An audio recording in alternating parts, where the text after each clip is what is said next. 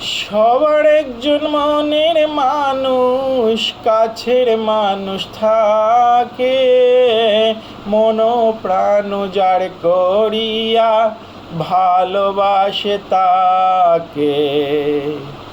সবার একজন মনের মানুষ, কাছের মানুষ থাকে, মন প্রাণ যার করিয়া ভালোবাসে তাকে।